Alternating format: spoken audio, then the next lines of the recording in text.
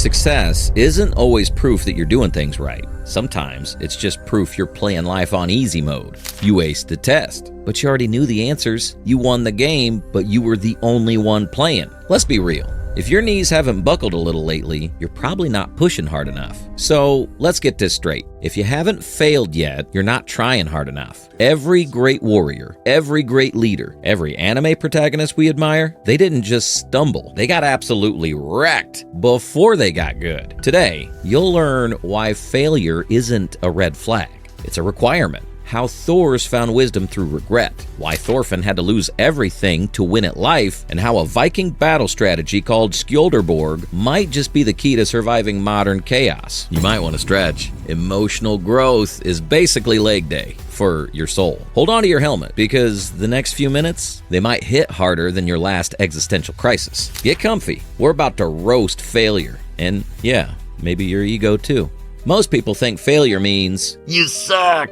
But maybe it actually means you're on the right track. Dr. Carol Dweck from Stanford calls it the growth mindset. The idea that your skills, your intelligence, your life can all improve through effort, through mistakes, through falling flat on your face and standing up anyway. Failure is not a sign to stop. It's a map. A signal. It shows you where to go next, where to improve, where to build something stronger. You can't build strength without resistance. You can't build character in a safety net. And you definitely can't level up by always playing it safe. Now, let's talk about Thors, a literal Viking legend. The kind of man who could end wars with one stare. But his greatest enemy wasn't another warrior. It was his own past. He believed strength came from fighting, from dominating, from winning. But eventually, he realized real strength is knowing when not to fight. He faked his death, left the battlefield, became a father, a farmer,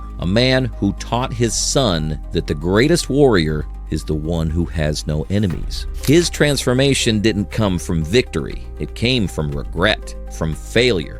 Now, let's bring it closer to home. Ever try something new and flop so hard it's physically painful? Maybe you picked up a guitar. 2 weeks later, your cat moves out. Your neighbor files a noise complaint, and suddenly you're Googling, how do I sell a used Fender on Craigslist without crying? So you quit. You told yourself, I suck. But that awkward, ugly, ear-destroying phase, that's version 1.0. That's how it's supposed to feel at the beginning. Failure isn't the end. It's the first sign you're doing something real. Thors didn't become a legend by always winning. He became one by learning from losing. So if you failed recently, good. You're not behind. You're just becoming.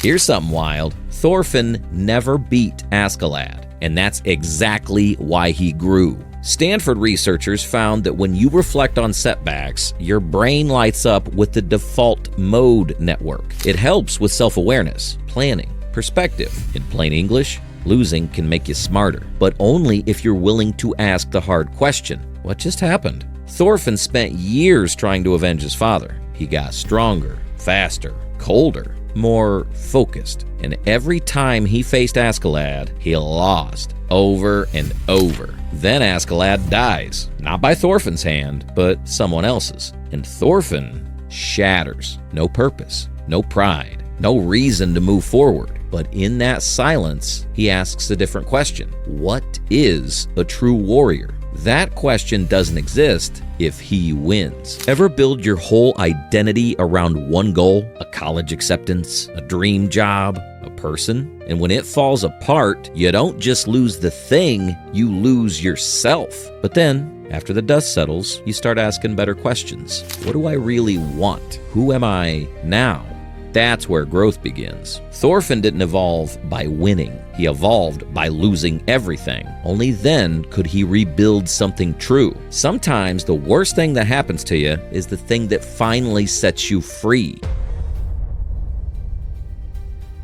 Let's be real. Most of us aren't actually afraid of failure. We're afraid of looking stupid while failing. You try something new, and suddenly it's like you're on a stage under a spotlight with your inner critic holding the microphone going, "Ladies and gentlemen, observe this disaster in real time." You write something, record something, launch something, And then you immediately wonder if your ex, your boss, and your dog Instagram followers are laughing at you. But here's the truth. You know who tripped on stage at the Grammy last year? Exactly. You don't remember. Neither do I. Because no one's paying attention that much. Not to your failures. Not to your awkward moments. Not to your version 1.0. They're too busy doom scrolling their own self-doubt. They don't remember your mistakes. They don't even notice, most of them. The fear of looking dumb, it's not real. It's just you talking yourself out of trying. You're the one keeping the scoreboard. You're the one replaying the cringe. Everyone else, they moved on in 5 seconds, and most never noticed in the first place.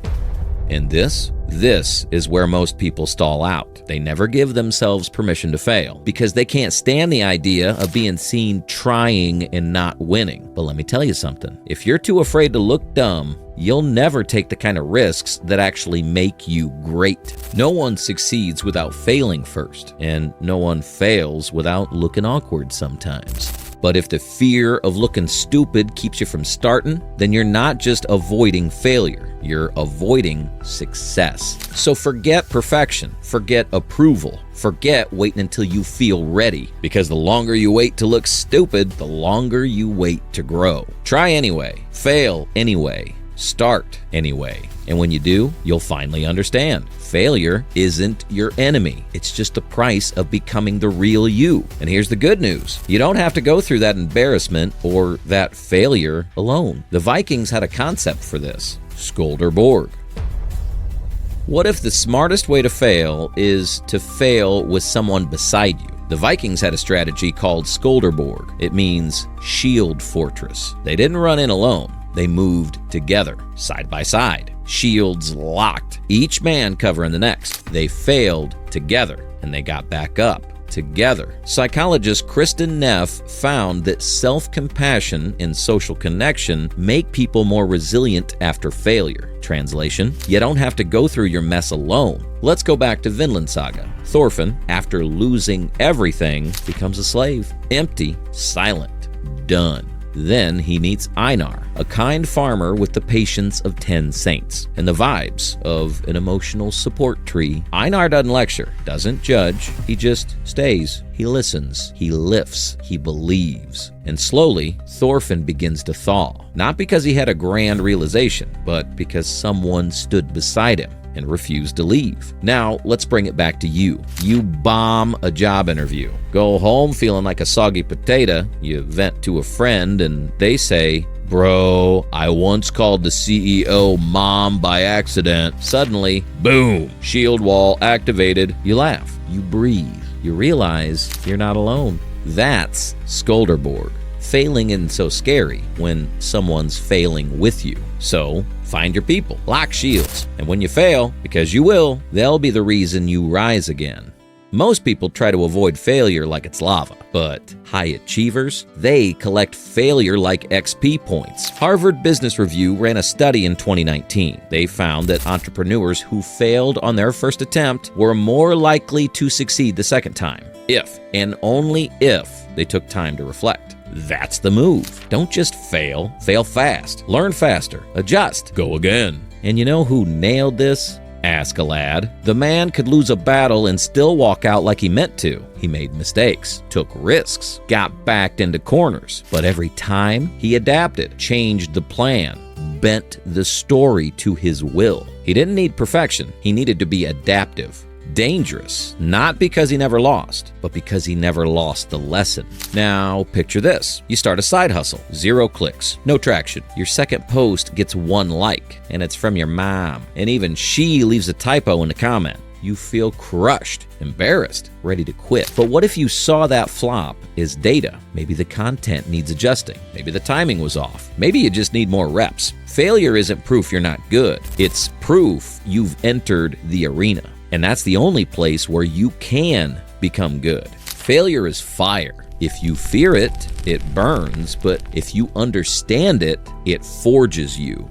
Let's get honest. The only way to never fail is to never try. And that's the real failure. Psychologist Brené Brown said, vulnerability is the birthplace of innovation, creativity, and change. It's not a weakness. It's your only shot at living a real life. You want success? You gotta risk looking dumb. You gotta risk starting small. And you gotta risk being seen trying. Look at Canute. He started as a quiet, uncertain boy, sheltered, fragile, couldn't even speak up in battle. Then he lost everything: his protector, his illusions, his fear. And in that void, he chose to become something else, something bold, a leader. He didn't start ready. He started anyway. You've been waiting for the perfect time to start that podcast, that side project, that YouTube channel, that real version of you. But let me be the one to tell you, there is no perfect time. There's only now. Courage doesn't mean you feel ready. Courage means you move despite not being ready. It means stepping into the arena knowing you might flop, but showing up anyway. You don't need to be fearless. You just need to be willing to fail forward. Thors taught us that regret can lead to wisdom. Thorfinn showed us that we sometimes have to lose everything to find what really matters. The Vikings, they reminded us that it's okay to fail, as long as you fail together. Askeladd proved that adaptability beats perfection. And Canute, he showed that the boldest move is to try in the first place. And if you're still holding back because you're afraid to look stupid, remember, no one's thinking about your failures as much as you are. So, if you're still afraid to fail, let me leave you with this. The only way to never fail is to never try. And that's the real failure. That's it. Go mess something up.